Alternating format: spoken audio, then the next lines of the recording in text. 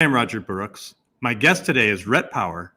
In 2007, you co-founded Wild Creations and quickly built the startup toy company into the 2010 fastest growing business, in South Carolina. You and your team won over 40 national awards for your innovative toys. You were named one of the world's top 100 business bloggers. And in 2018, you were named the best small business coach in the US. You're a co-founder at Courageous Leadership, a leadership consultancy that helps people believe again. McGraw Hill published your second best-selling book, The Entrepreneur's Book of Actions. You're also a regular contributor to Inc. magazine, Forbes, and Thrive Global. Rhett, welcome to the show. Roger, it's a real pleasure to be here, man. It's awesome. And we were talking a little bit offline, and one thing I just have to share, it doesn't happen that often, but we're both the same age. We're both 51. And I love connecting with people that are the same age and from the same era. There's just something special about that. Now, I did find out I'm a little bit older than you. So there's a little bit of a respect factor there. I'm like a little bit of an older brother. You are, man. You got a little bit more wisdom, just a little bit, just a little bit. Even if it's a couple of months. You got to respect it. You're a 60s baby, and I'm a 70s baby. That's true. That is right? true. So that's right. You got to respect that. No, well, it's great to have you on, and there's so much to talk to you about. And I really enjoyed going through the research of all of this work that you've done over your career. And it's amazing to finally be able to connect with you and talk about that. But I really wanted to start somewhere softer. And that is, you put a post out recently on LinkedIn and you said this, you said, be an encourager. The world has plenty of critics. Yeah. And I really like that post. I love that quote, but I want to ask you, what prompted you to put that out? And talk about some of the engagement and reactions you received. I think we're all frustrated, right? And it doesn't matter.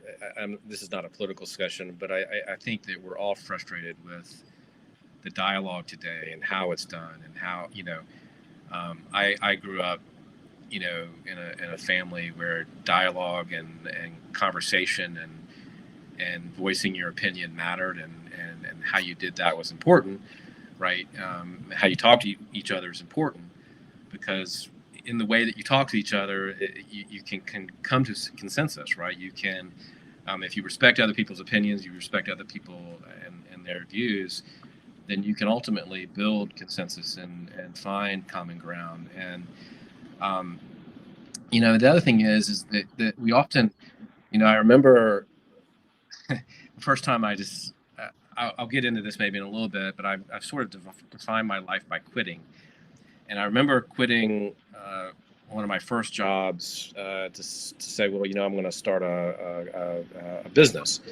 And I remember the look on people's face of, why would you do that? You're getting paid really well. You're having fun. You're doing something good. But you're quitting to start a business, and the look of the sort of the critic of the why I shouldn't was there. And we have people that sort of criticize everything that we do and the way we do it, and I think to me I would just rather live in a world where people support what you're trying to do and what you're trying to accomplish, and I think that's more productive. So that was the sort of, I was thinking about it. I had a conversation that I wasn't particularly happy with the day before, and it just occurred to me that I needed to, this was actually, that post was really for my own mental model, right? It was for my own inner dialogue, my own inner conversation of when I'm talking to somebody, be supportive, don't be a critic. It's easy to be critical. It's easy to, but I don't live in that person's mind or in their shoes. And so, yes, we often have to, when I'm talking to my teenager, I have to say, why did you do that? Or what was your, but we can question and we can ask and be inquisitive and curious without being critical. No, it's such a great point. And look, for people, because I know you're a coach as well, for people that might be struggling with this, say in their career, and they go to their boss, and every time they bring something up to their boss, it's either critical or you shouldn't do it that way, you should do it this way. What do you say to people? How can we help some of those people today? I think you just got to keep trying, right? Because if you're trying to change your boss or change, somebody in your family, we've all got people that are difficult in our families. We've all got difficult people in our lives. There's not one of us that doesn't deal with that in some way. I think you just have to keep smiling, keep trying, keep encouraging, and be that person, and don't let it get you down. Peter Bregman just wrote a really good book about how to change people, and it's on my reading list. So let's get back together in a couple of weeks and see if there's some hints and tools in that help you change somebody. I've always been of the thought that it's really hard to change people, but maybe Peter's broken the code on that, and I'm looking forward to reading that book. So that's a great question. But I think for me, I know that I just try to keep being me and keep being positive, keep being encouraging, and not let that negativity or that sort of constant, well, you should do it that way, change who I am and how I look at it. And because that's a person you can still have to deal with. And so keep trying to be you. And I think, hopefully one day you get a breakthrough. I'm so glad you said that, because at the end of the day, everyone has opinions, right? So you could bring an idea to a room, say there's 10 people in the room, all 10 people may have a different opinion. So the fact that you said, be more me, that to me, that's where it's at. That's where the magic happens, is to have the confidence in yourself to go with your gut instinct. And it sounds like that's exactly what you do. So I found that post fascinating, and wanted to get your take on that. Now, on your website, you're listed as a fear fighter, which again, that's something I really connect with. But for people that want a little bit more explanation on that, what do you mean by that? What is your definition of a fear fighter? Well, look, we all, I think, I'd say a couple things. Fear breeds fear, right? And courage breeds courage. Fear often is one of those things. When we've all worked in organizations, right, where fear sort of drove the decisions, and fear always came up, and what that leads to ultimately is paralysis, right, in some way, shape, or form. Whether it's decision making, whether it's action, whether it's the way that the organizations run, whether the product gets out on time. So there are all kinds of ways that fear sort of breed this paralysis in an organization and in our daily lives.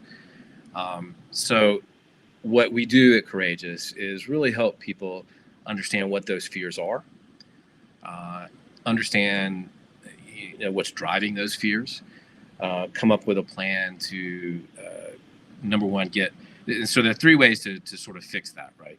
Number one, when you have when you have the right knowledge, and you have knowledge around a problem or an issue, then you can come up with a plan to sort of address it. That takes some of that fear away. When you have knowledge, you don't have as much fear. When you have faith. So the other thing that we do at Courageous is we help organizations and people get that faith back. And what I mean by faith is not necessarily faith in the religious sense, but it's faith in they've got the knowledge, they've got the skills, they've got the people to fix the problem or solve the issue. But they need that faith, the belief that they can, the believership in the leadership, believership in themselves. So we help them gain that back. And so all of a sudden you've got knowledge, you've got the faith to make a decision and to take action. And that last piece is that action that we help people come up with the action plan around their problems, around their fears.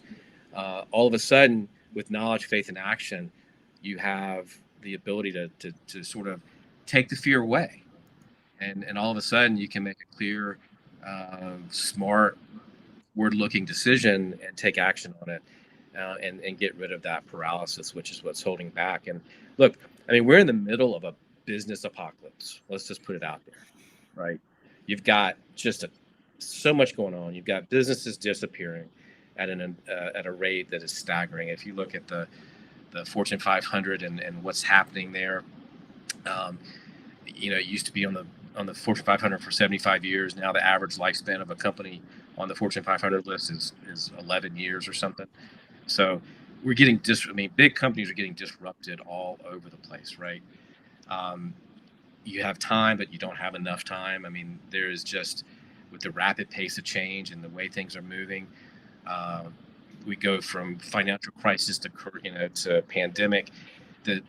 Our time is just being sunk into these things that are disrupting our daily sort of work.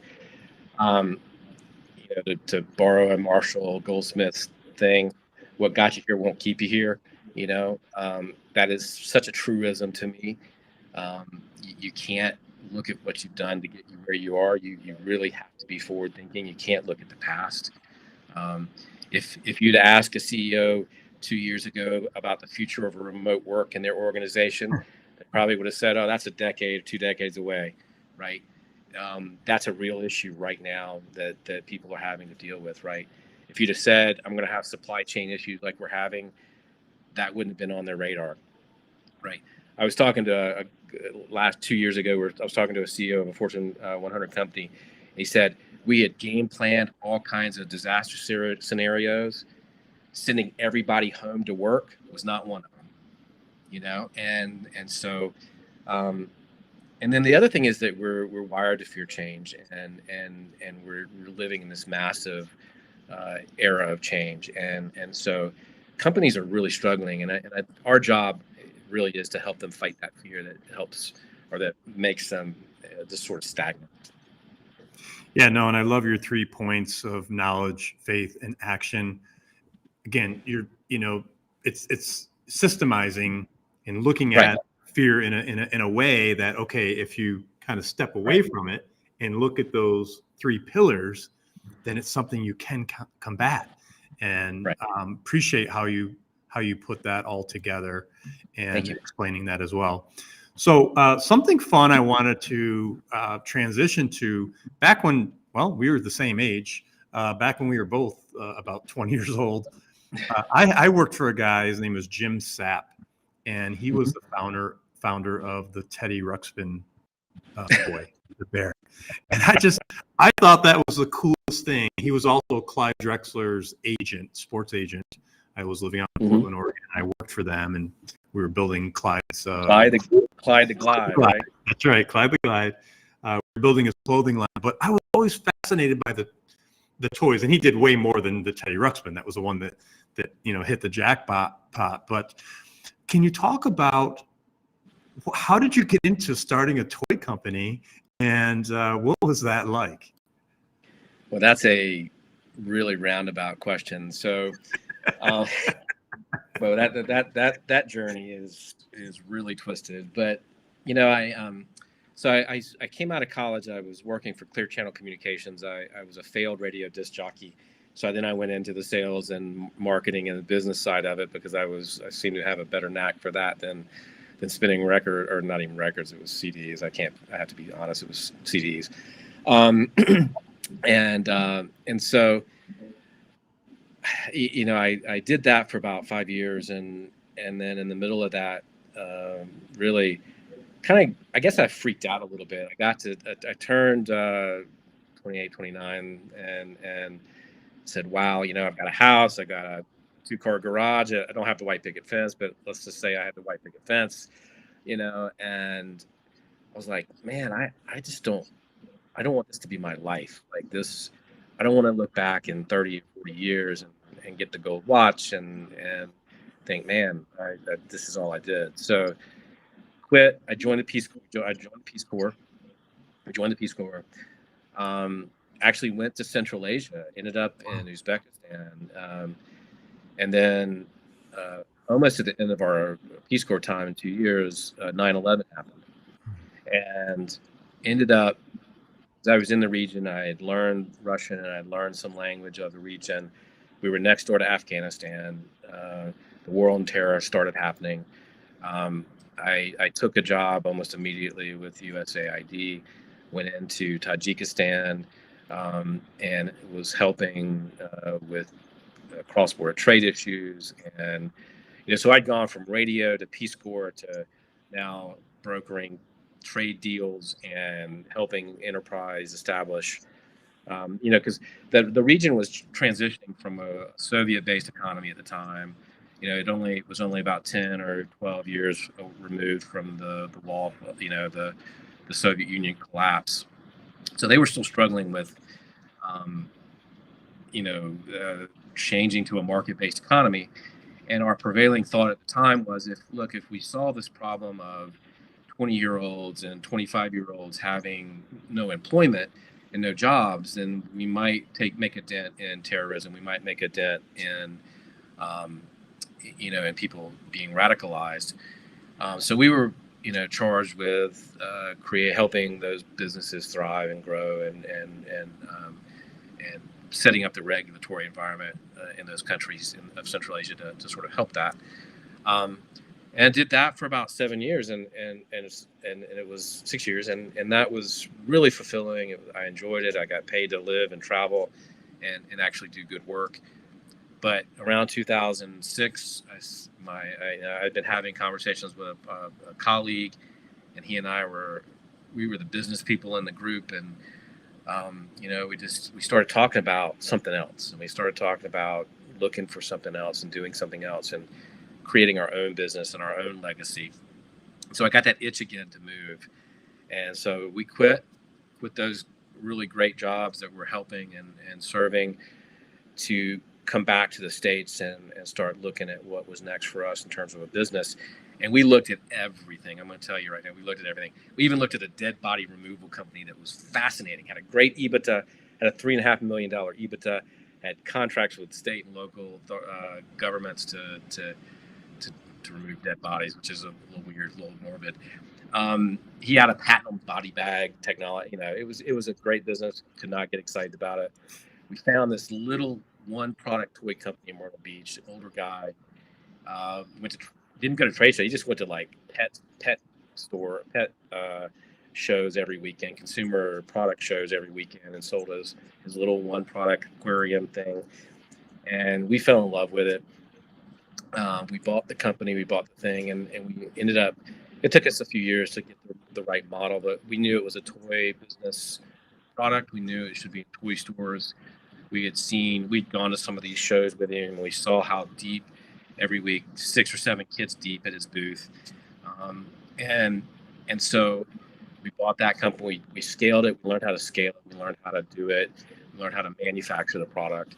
And we had a lot of help from our friends along the way. But just that sort of launched us. In 2009 at Toy Fair, we got our breakthrough. We got Brookstone, and we got Toys R Us. And we went from a struggling $100,000 company to a $9 million company, in a matter of a couple months, and it blew up.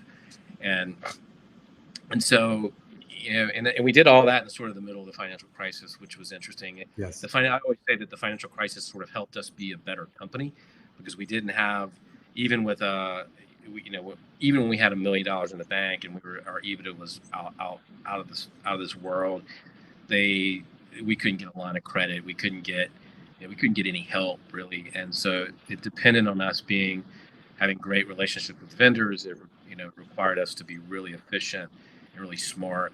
And so thankfully through that financial crisis, we made us a stronger, better, sort of more financially better sort of managed company. So that's how we got into toys, and we reinvested everything. We got operations in China. We started getting ideas and bringing on people to help us design, and we changed the model several times. We shifted from a solely science and nature based company. Our first 3 products were science and nature based, but we saw the writing on the wall for that.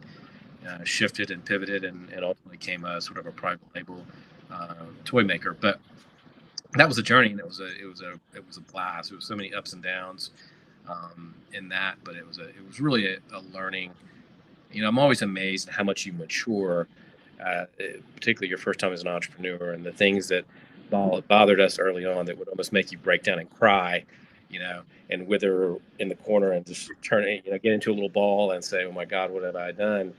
To, "Oh yeah, we can solve that," and not even losing a bit of sleep or having a bit of stress about it. Wow, fascinating. Fascinating how you got into it. Fascinating how the company grew. Sounds like there was a little bit of timing luck there, which was awesome. What ended up happening with that company? We sold it. We in 2014 had an opportunity to work with this company out of New York, a private equity firm out of New York, to buy, and they had some designs on not only the toys but our manufacturing capability. They were more interested in gift and in the gift market, and so a lot of it was to buy the capacity. I mean, they kept the toy stuff, but they took a big hit when Toys R Us closed, and some of these other. I mean, the market's really, really struggling, and I don't know that we would have survived this wave of massive change. But anyway, yeah, we got an exit, and again, it was one of those moments where it was time. Like I people ask me, well, are you sad? Are you sad you got out of it? But honestly, I'd gotten to the point where I was bored because now we were in a management. We were through that adult phase. We were into that adult phase, and where you're managing whether John shows up for work or not. And I was less interested in that. The growth phase was really exciting. Just awesome, Rhett. Just awesome. So how did you transition into your next phase, and what came next after the sale in 2014? A lot of searching. I had started doing some writing for Inc. and at the time, and that led to writing a couple books, and that led to working with writing for Forbes and Inc. And really thinking about what was next. And I've done some investment in some other companies, and I've done some startup stuff as an advisor and investor, and that's been great. And I continue to do that because I love that startup energy and phase. But I was at a conference and with Mark Thompson, who's a longtime coach, and started looking at coaching because I had good advisors, and that I kept getting drawn back to that, and I had been a teacher in Peace Corps at a college, and I thought a lot about that, and that I liked the helping people and helping them open up their thinking to other possibilities, and so coaching, that's what happened, and then at first it was more broad. It was, well, let me kind of wear a couple hats. I can be a consultant because I can come in and I can help people with a product, or I can help people with a marketing challenge or a structural problem in the company.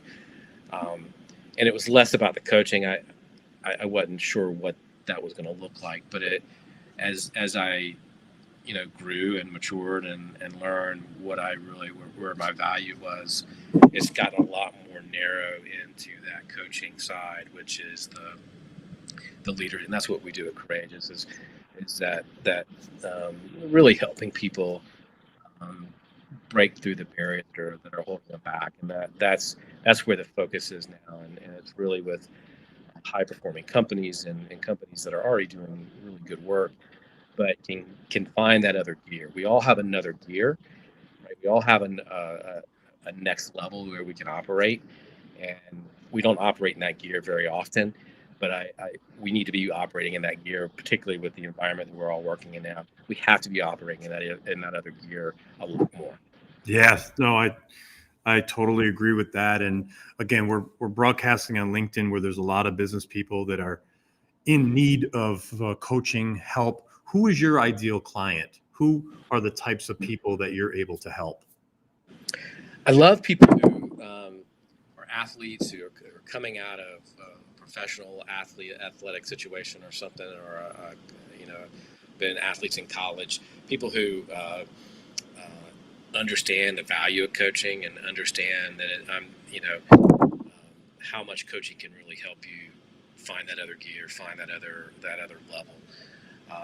People who've been successful, maybe as a CEO or a C-suite person who's coming out, a founder who is trying to create something and is maybe struggling with a few minor things, but they have a goal, they have a vision, they know what they want. I can just give them that little bit more to help them get there. So that's my ideal client. I don't put a title on it as much as I put on, somebody that's high achieving, that is got a lot of it in place and is doing really well already, but wants to get to that next level. That's the ideal client. Obviously, it's taken a while to get there professionally.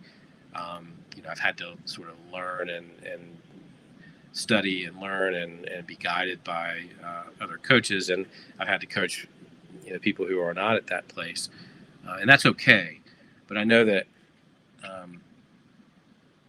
being a former athlete, being and actually founding companies and working at a high level and needing to work at a high level, that's the exciting work for me. So you've mentioned athletics now a couple of times. What was your sport? I was a wrestler. So no kidding. Yes.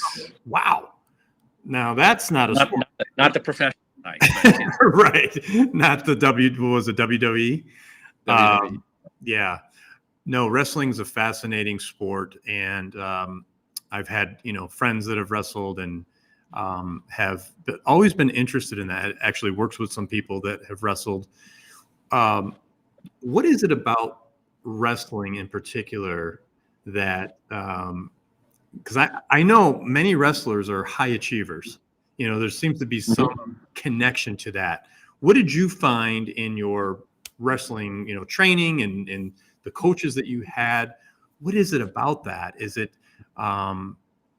there something there that's a little bit different than other sports? I'm just interested and intrigued. I don't know, but I've done a lot of thinking about that from a sort of inner work and personal work on myself to understand myself a little bit more. What I realized about wrestling, and I still do, is for what it did for me was, and I've sort of continued this throughout my whole life. It's an individual sport, but you've got that team that you have to support and you can't let down, right? Your individual performance is important to the collective. It's important to you for your own ranking and your own record and all that, but it also has bearing on the rest of the teams. I kind of equate it to the way I talk a lot about accountability, and I'm launching an accountability program in a couple of weeks. And I have to trick for example, I have to hire a personal trainer right now, right? The reason I do it is I have to have skin in the game. I have to have, by paying for that, I will show up, and I'll show up as my best self, ready to work. And because I don't want to disappoint myself, I don't want to disappoint the trainer, right? It obligates me to mentally to do it all, because I'm not self-disciplined enough to go out there and work on my own and do my own thing and to do all the workouts and all that stuff that I need to do. So I have to trick myself to do all that. Wrestling was sort of the same way, right? It's there was a team aspect of it. You got to show up to team practice. You got to wrestle every week to get your spot. Wrestling really helped me understand myself and how I have to operate in my own daily life, and that was the beauty of every business I've been in too. Like, I don't think I could do business by myself. Every business I've been in has had a partner, and to me, it's a great way to have that pressure to perform, that pressure not to let anybody down, that pressure to show up as my best self, and to work just as hard, right? And to work just as hard as that person's working. And so, I don't know, wrestling taught me a lot about myself. and maybe that's why I gravitated toward that sport, because I didn't know that at 12 when I started, but it really helped me in that way. It's so interesting. And when I was doing my research, it's funny because I noticed that you co-founded a couple of different companies. So I'm like, this is a guy who likes to work with others. I've co-founded as well. So I connected with that. And it's just interesting to hear you talk about that. You had another recent post and you talked about your writing a little bit here. But if you don't mind, I'd like to read this because I thought it was very interesting. You said, one of the best benefits of being a Forbes contributor and publishing book reviews is I get a lot of books, but unfortunately, it creates several problems in my life. Shelf space or lack thereof, carving out time to read everything I want. With the plethora of good books out there, what books do I review? Which author's work will help people the most? These issues cause stress and sleepless nights, I promise. And then you go on to talk a lot about a little bit more, but I really found this post interesting because here you are doing your coaching and involved with these different businesses, but you're spending time reading the books of others, and then you provide these reviews. So I guess from a personal interest, I'm a writer myself. I help people write their first book. So I'm very fascinated by people on the other side like you that are reviewing books. But talk about that a little bit. Where does that passion come from of wanting to read, review, and then post about it?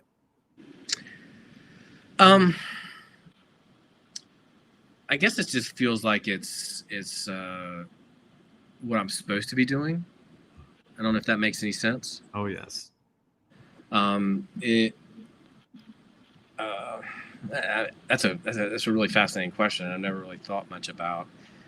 I've just kind of liked the idea of sharing what I'm doing, what I'm reading, and what might help me, because I know that there are people out there that like me are struggling with the question, well, what's next? What do I read? What's going to help me? What's going to be the most valuable use of my time as we're questioning time, right? As we're all just uber busy, and some of that's self-inflicted, some of that's just real. So to me, it was about helping people sort of consolidate down into some books that may really have impact on their lives and be helpful to them. And that was really the motivation.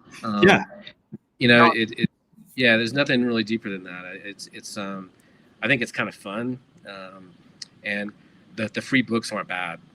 That's for sure. And I do really like at the end of the post how you list the 5 books, that you recommend. And again, good way to help those authors, and good to help the people that are looking at your post and say, oh, okay, maybe these are some books that I could read that might be able to help me. But it also sounds like we have one other thing in common, and that is, and you mentioned this earlier, we are constantly learning and growing. And I think that's important for people to be open to, that no one knows it all. And as much as we know about one subject, there's a million other subjects that we don't know about. So how does this constant learning help us to grow in our own area? And we could sometimes learn by studying or reading books that have nothing to do with our actual work. Would you agree? Hands down. I mean, anytime we can learn something different. I mean, some of these books aren't necessarily related to my business, but if I can read something that helps me have a better conversation, if I read something that helps me maybe think about a problem in a different way, it's helpful. And I don't know. I kind of just feel like in order to, we're not in school anymore, right? And the best way for us to learn and is to have meaningful conversations, surround ourselves with smart people who are doing things really well, whether it's in our industry or not. surround ourselves with good leaders and people who we admire and want to emulate. And then the other part of that is to read and consume, and it doesn't mean we agree with it. I don't agree with everything I read, but at the same time, it gives me perspective and it makes me at least think. Feel, and do. I think if a book can make me think, feel, and do something different, then that's a win. Yeah. No, you nailed it. To me, it's all about perspective and looking at things from different perspectives. Okay, so a couple more questions here before I let you go, Rhett. All right. The first one is, I would love to know a little bit more about your writing process. As I mentioned, I help people write their first book. There's so many people out there. Everyone has a book in them. I believe that. But there's so many people out there that have the fear. We talked about that. But then, if they get over the fear of wanting to write a book, how do they start? So if you wouldn't mind, if you could share some of your tips on, because you've written several books now, just give us an idea of how do you start? Do you sit down with a pad of paper? Do you sit down on a computer to start flushing out ideas? How do you start writing your books? Oh, they're painful, Roger. They're painful. They're painful, man. I tell you what, this is the way I'm going to do it from now on. So I wrote the first one with my business partner after we did Wild Creations. And then the second one I did by myself. And that was just, to be honest with you, it was god awful. What I'm doing now with this next book, I went back to writing it with, I guess, back to my partner philosophy. I went to have some I wanted to have co-authors on it. And the book that we just finished, again, I have two other co-authors on it. And that's the way I'm going to do it from now on, because they push you. You set deadlines. You have to me, that was so much better than trying to do that book on my own. And maybe it's because I'm not disciplined enough or whatever it is, but that book took like 4 years to write, 3 years to write. This one we got through really fast because we were pushing each other. In terms of the writing, I do have to every day set time aside. So I've given myself this, with Forbes and Thrive and CEO World, a couple of these other things that I write for, I do a column a week. So I'm forcing myself to sit down and write every week. And I do set time aside on the calendar with undisturbed time, where I don't answer the phone, I don't look at email or internet or social media at all. And I sit down to write an article, and I try to write it, and I give myself a couple hours a week to do that. There's some weeks where I have 2 or 3 things due. I'll set aside more time, and I just have to do it that way to get in the right space and give myself the room and the thought to do it. So it is a matter of setting aside a time to do it for me. And I think with my worst case of ADHD in the world, I have to set aside time to do it and get off all of the distractions, get the distractions out of my way to do it. Because if Facebook or Instagram or LinkedIn is sitting in front of me, I'll go down some rabbit hole. So I do have to cut all that stuff off and write. Yeah. No, that's great, and I totally could relate to that. But I do want to make you feel. I need your book. I need your book process, is what I. I do want to make you feel good about something. 3 years, it's long, but it's not that long. I've been working on a novel going on 10 years. Next year it'll be 10 years. Wow. So it's coming to completion. It was one of those books that I did a little here and there, but spent a lot of hours over this last decade. So 3 years is nothing. Well, that makes me feel better. Yes. Well, thank you, Ron. Absolutely. Look, this has been just a great conversation. You've shed a lot of insights on your past, and if I look and connect the dots backwards to your career, now it makes a little bit more sense of all these different areas of focus that you've had along your journey. And it's really great to get to know you better today. One last question before I let you go. I try to ask every guest this. And that is, you still have a lot of life to live, like me, because we're the same age. At the end of the day, what do you want your legacy to be? I've actually had some friends pass away recently, and a cousin that passed away last year, and that were my age. And I've thought a lot about that question. I want my legacy to be one of that you followed your dreams, you followed your heart, you followed your gut, and you tried. You failed some, you succeeded, maybe hopefully more than you failed, but that you were willing to try and do, and that I was a person that was connected, that I was present, that I that I loved hard and freely. To me, it's not about the business success or any of that other stuff. I just want people to say that was a life well lived. I think if people can say that about me, then great. I'd love to leave, a business behind, or, something like that. I thought about that when I was in the toy business. It would be great to leave this as a legacy company. But that's less important now. More about the feeling that people have about you. And I want my boys to remember me as that, and that what I gave them was the sense of adventure, a sense that they can do anything that they put their minds to, and to live life fully, and be engaged in love. And I think if they get that from me, then that was success and a pretty good legacy. So that's what I want. That's probably a tall order, but that's what I'm striving for. Awesome. Just awesome. Rhett Power, you are a class act and a powerhouse, if I may add. Welcome to the American Real family. Thank you so much for sharing your story with us today, a little bit of your story. And I can't wait to have you back. We'll do it again real soon. I know you have some real exciting projects coming up. So we'll do this again, and we'll share a little bit more. Thank you, Roger. It's been a real pleasure, man. This has been a lot of fun, and great questions, by the way. Just great. Love it. Thank you so much.